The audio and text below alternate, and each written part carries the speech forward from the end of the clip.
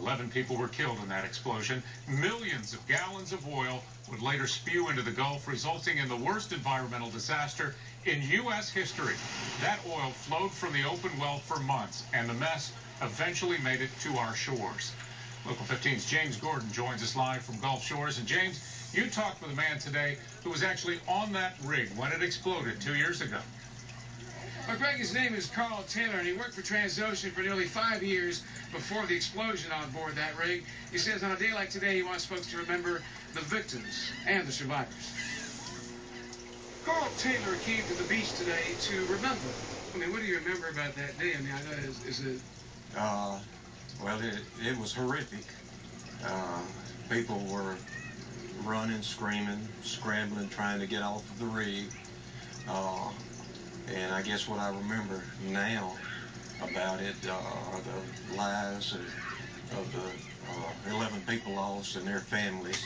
11 of his co-workers on board the Deepwater Horizon died during the explosion. Handled travel for the men and bunk assignments, payroll. Retired now from his job with Transocean, Taylor is free to speak out. Or do you feel like there's blame somewhere, or do you even want to talk about that? Well, I'd rather not discuss that as far as the blame. On a day like today, he says, blame is the last thing on his mind. He hopes others feel the same way. I think I'd like everyone to know that the people that work in the oil field are out there for their families. They're out there to earn a living. They're honest, hard-working people, and they shouldn't be forgotten.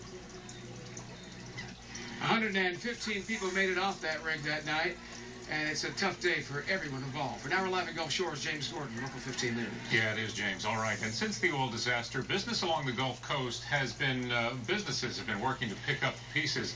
Many were devastated by the spill. Most family-owned businesses lost revenue, and profits have left them fighting to get back on their feet. Gulf Shores Mayor Robert Kraft estimates about 100 businesses didn't make it. Now, this pushed us beyond anything we've ever had to do before because it was so unknown and so lengthy. Hurricanes come and they're gone, and you clean up. This just kept coming and coming and still lingers. It does to this day. Other business owners we talked with today said it wasn't easy bouncing back, and they are still fighting today. When the Deepwater Horizon exploded 2 years ago, Governor Robert Bentley wasn't in office yet.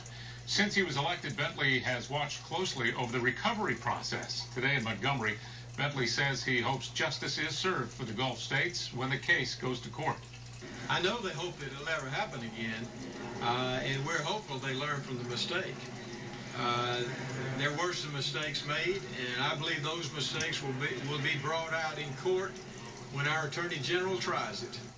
Now, Attorney General Luther Strange sent us this statement today. It reads in part, I am committed to keeping the pressure on all of those responsible for the 2010 oil spill until the job is done. Millions of Alabamians expect and deserve nothing less. Well, a teenager accused of shooting and killing his sister